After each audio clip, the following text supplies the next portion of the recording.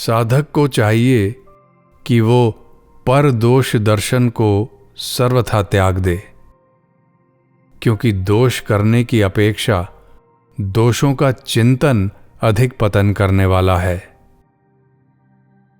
दोष को क्रिया रूप में करने में तो बहुत कठिनाइयों का सामना करना पड़ता है, परंतु दोषों के चिंतन में किसी प्रकार की कठिनाई प्रतीत नहीं होती। इस कारण उनके चिंतन में रस लेने की आदत स्वाभाविक सी हो जाती है। इस आदत का त्याग करने के लिए साधक को अपने दोष देखने की आदत डालनी चाहिए। जितनी गहराई से वो अपने दोषों को देखेगा, उतना ही उसको अपने दोषों का अधिक भास होगा। एवं जैसे जैसे वो उन दोषों को सचमुच दोष मानता जाएगा, वे दोष उससे दूर होते चले जाएंगे। मनुष्य यह समझकर भी कि मुझ में अमुक दोष है, किसी न किसी अंश में उसमें रस लेता रहता है और उसमें गुण बुद्धि कर लेता है। यही कारण है कि अपने में जिस दोष को मनुष्य स्वीकार करता है, उसे भी छोड़ता नहीं, उससे चिपका रहता है। अतः साधक को चाहिए कि अपने दोष को गहराई से देखे और विचार पूर्वक उसे छोड़ने का दृढ़ संकल्प करे। जो भूल अपनी समझ में आ जाए, उसको पुनः न दोहराए। ऐसा करने से साधक का जीवन बहुत शीघ्र परिवर्तित हो सकता है। अपने दोषों को देखकर उनका त्याग कर देना ही लाभप्रद है, उनका चिंतन करना नहीं, क्योंकि चिंतन करने से उनका राग नहीं मिटता। मनुष्य का जीवन सर्वथा दोषयुक्त नहीं होता, उसमें गुण भी रहते ही हैं, परंतु उन गुणों में जो अभिमान है वह भी दोष ही है। अतः साधक को गुणों के संग को और अभिमान को भी त्याग देना चाहिए। दोषों की उत्पत्ति ना हो और गुणों का अभिमान ना हो, यही वास्तविक निर्दोषता है। प्राणी के अंतःकरण में जिन दोषों के कारण अशुद्धि या मलिनता है, वे दोष कहीं बाहर से आए हुए नहीं हैं, स्वयं उसी के बनाए हुए हैं। अतः उनको निकालकर अंतःकरण को शुद्ध बनाने में वह सर्वथा स्वतंत्र है। मनुष्य सोचता है और कहता है कि मेरे प्रारब्ध ही कुछ ऐसे हैं जो मुझे भगवान की ओर नहीं लगने देते, मुझ पर भगवान की कृपा नहीं है। आजकल समय बहुत खराब है, सत्संग नहीं है, आसपास का वातावरण अच्छा नहीं है, शरीर ठीक नहीं रहता, परिवार सहयोग नहीं करता, अच्छा गुरु नहीं मिला, परिस्थिति अनुकूल नहीं है, एकांत नहीं मिलता, समय नहीं मिलता इत्यादि। इसी प्रकार के अनेक कारणों को वो ढूंढ लेता है जो उसे अपने आध्यात्मिक विकास में रुकावट डालने वाले प्रतीत होते हैं। और इस मिथ्या धारणा से या तो वो अपनी उन्नति से निराश हो जाता है, या इस प्रकार का संतोष कर लेता है कि भगवान की जैसी इच्छा है, वे जब कृपा करेंगे तभी उन्नति होगी। परंतु वो अपनी असावधानी भूल की ओर नहीं देखता। साधक को सोचना चाहिए कि जिन महापुरुषों ने भगवान की इच्छा पर अपने को छोड़ दिया है, उनके जीवन में क्या कभी निरुत्साह और निराशा आती है? क्या वे किसी भी परिस्थिति में भगवान के अतिरिक्त अन्य किसी व्यक्ति या पदार्थ को अपना मानते हैं? उनके मन में क्या किसी प्रकार की भोग वासना शेष रहती है? यदि नहीं, तो फिर अपने बनाए हुए दोषों के रहते भगवान की इच्छा का बहाना करके अपने मन में झूठा संतोष मानना या आध्यात्मिक उन्नति में दूसरे व्यक्ति, परिस्थिति आदि को बाधक समझना अपने आप को और दूसरों को धोखा देने के अतिरिक्त और क्या है?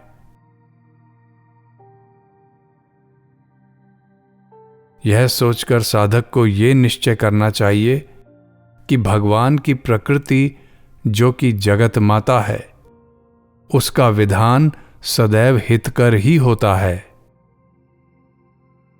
वह किसी के विकास में रुकावट नहीं डालती, बल्कि सहायता ही करती रहती है।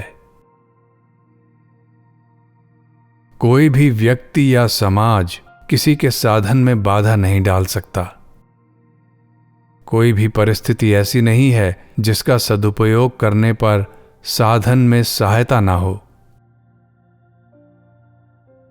भगवान की कृपा शक्ति तो सदैव सब प्राणियों के हित में लगी हुई है। जब कभी मनुष्य उसके सम्मुख हो जाता है, उसी समय उसका हृदय भगवान की कृपा से भर जाता है। साधक का बनाया हुआ ये महान दोष है कि जिनसे अपना कोई संबंध नहीं है, जो किसी प्रकार भी अपने नहीं हो सकते, उन मन, बुद्धि और इंद्रियों के संघात रूप शरीर को और उससे संबंधित पदार्थों को अपना मान लेता है, तथा जिन पर किसी प्रकार भी विश्वास नहीं करना चाहिए, उन पर विश्वास कर लेता है,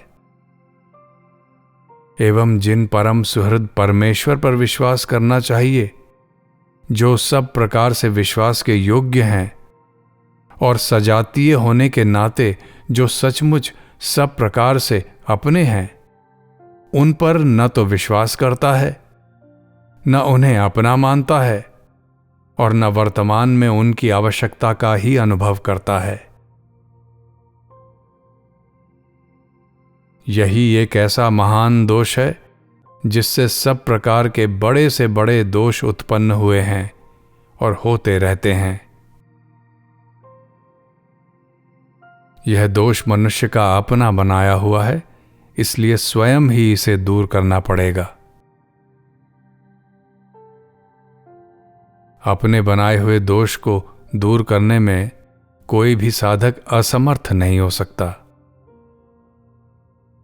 इस पर भी यदि उसे अपनी कमजोरी का भान हो, यदि वो अपने को सचमुच असमर्थ समझता हो, तो उसे निर्बलता के दुख से दुखी होकर उस सर्वसमर्थ प्रभु की शरण में जाना चाहिए, जो निर्बलों के बल हैं, पतितों को पवित्र बनाने वाले और दीन बंधु हैं।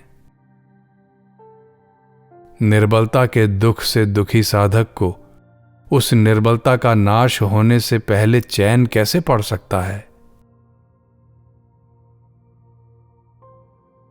दूसरों की आलोचना करते समय प्राणी के मन में ऐसा भाव उठा करता है कि अमुक आचार्य ने अमुक भूल की, जिससे उनके अनुयायियों का विकास नहीं हुआ।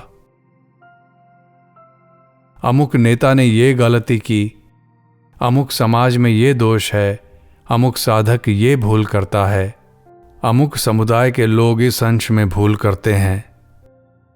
इस प्रकार वो सब दोषों का बड़ी चतुराई के साथ निरीक्षण करता है। उस समय सारे जगत की बुद्धि एकत्र होकर उसमें आ जाती है,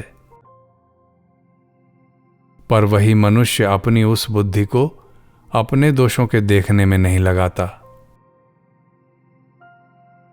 यदि वो दूसरों के उन दोषों को देखना छोड़ दे जो वास्तव में उन लोगों में हैं या नहीं कहा नहीं जा सकता, तथा उस स्वभाव को छोड़कर अपने दोषों को देखने में अपनी बुद्धि का प्रयोग करे और जो दोष समझ में आ जाए उनको छोड़ता चला जाए, तो शीघ्र ही उसका चित्त शुद्ध हो सकता है।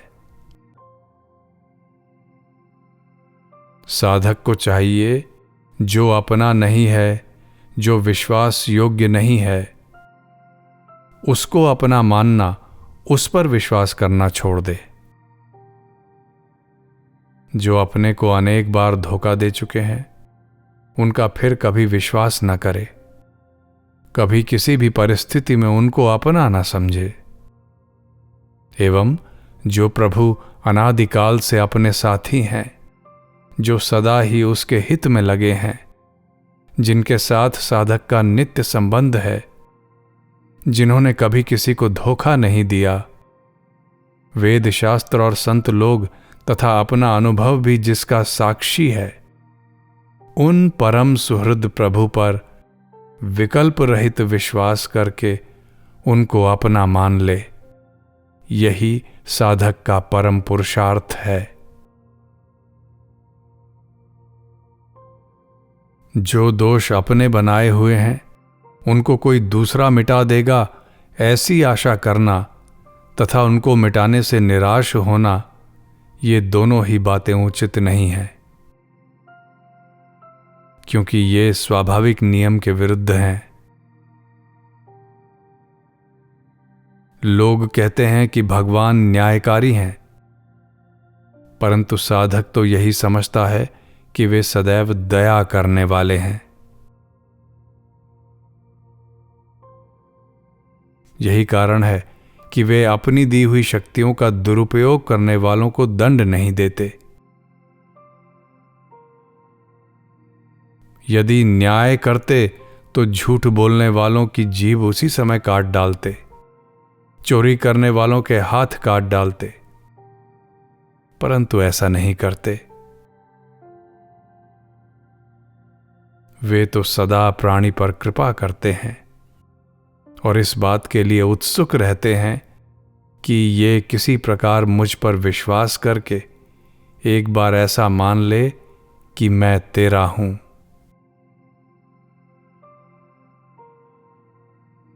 जिनका चरित्र सुनने मात्र से काम का सर्वथा नाश हो जाता है, जिनकी कृपा कटाक्ष से प्रेम होता है, जिनकी चरण रज के लिए उद्धव सरीखे तत्ववेत्ता भी चाह करते हैं, उन गोपीजनों के चरित्र से भी साधक को यही शिक्षा मिलती है कि एकमात्र प्रभु को ही अपना मानना चाहिए, क्योंकि वे एकमात्र श्याम सुंदर को ही अपना मानती थीं। उन्होंने अपने आप को भगवान के समर्पित कर दिया था। उनका मन भगवान का मन हो गया था। उनकी आंखें भगवान की हो गई थी। उनकी वाणी, प्राण और शरीर सब भगवान के थे। वे अपने संबंधियों और गायों को तथा समस्त पदार्थों को भगवान का ही समझती थीं। वे जो कुछ भी करती थीं, भगवान की प्रसन्नता के लिए, भगवान को सुख पहुंचाने के लिए ही करती थीं। उनकी प्रत्येक प्रवृत्ति में भगवान की प्रसन्नता का उद्देश्य रहता था। अतएव साधक को चाहिए कि वो जो कुछ करे अपने प्रेमास्पद की प्रसन्नता के लिए ही करे। और तो क्या, भोजन करे तो इसीलिए कि मेरे ना खाने से मेरे प्रेमास्पद को कष्ट ना हो जाए। भूखा रहे तो इसीलिए कि आज मेरे प्रेमास्पद इसी में प्रसन्न है, इसलिए उन्होंने मुझे भोजन करने का अवसर नहीं दिया। इसी प्रकार हर एक प्रवृत्ति में भगवान की प्रसन्नता का अनुभव करता हुआ सदा उनसे प्रेम बढ़ाता रहे, या उनकी प्रेम प्राप्ति की बाट जोहता रहे।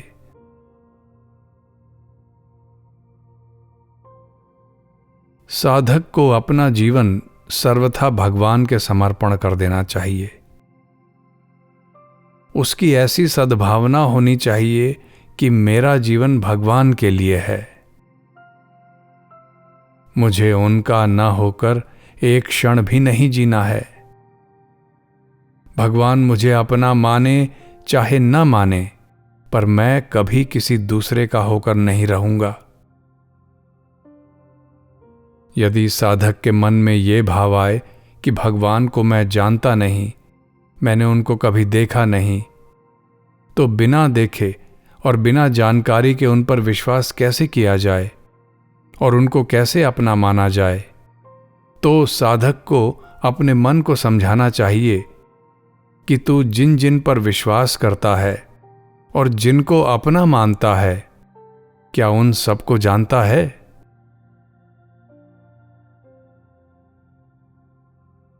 विचार करने पर मालूम होगा कि नहीं जानता, तो भी विश्वास करता है और उनको अपना मानता है। जिनको भली भांति जान लेने के बाद न तो वे विश्वास करने योग्य हैं और न वे किसी प्रकार भी अपने हैं, उनमें जो विश्वास तथा अपनापन है वह तभी तक है जब तक उनकी वास्तविकता का ज्ञान नहीं है। परंतु भगवान ऐसे नहीं हैं। उनको अपना मानने वाला और उन पर विश्वास करने वाला मनुष्य जैसे जैसे उनकी महिमा को जानता है, वैसे ही वैसे उसका विश्वास और प्रेम नित्य नया बढ़ता जाता है, क्योंकि वे विश्वास करने योग्य हैं और सचमुच अपने हैं।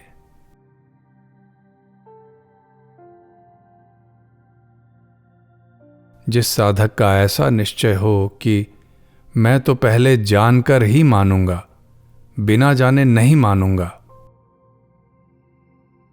तो उसे चाहिए कि जिन जिन पर उसने बिना जाने विश्वास कर लिया है और उन्हें अपना मान रखा है, उन सब की मान्यता को सर्वथा निकाल दे। किसी को भी बिना जाने न माने। ऐसा करने से भी उसका अपना बनाया हुआ दोष नाश होकर चित्त शुद्ध हो जाएगा।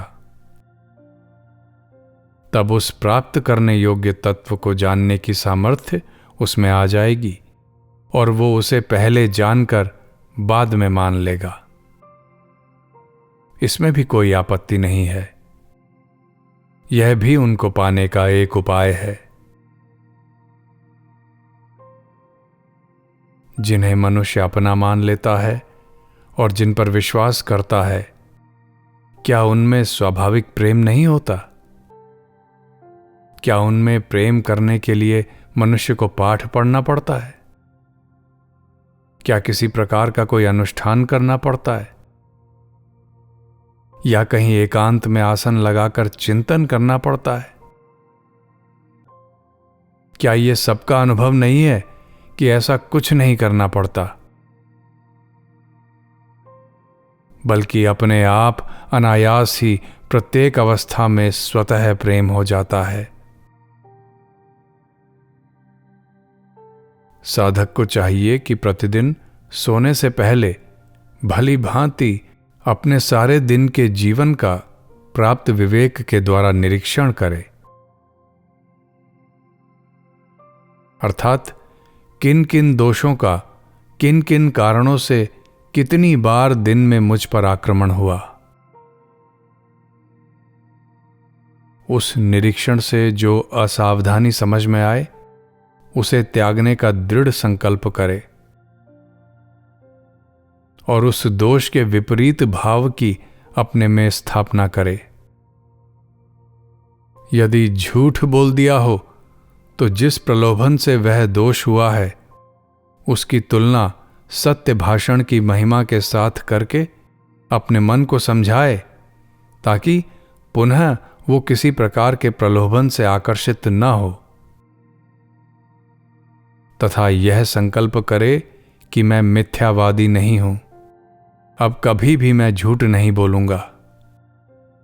इसी प्रकार काम क्रोध आदि हर एक दोष के विषय में समझना चाहिए।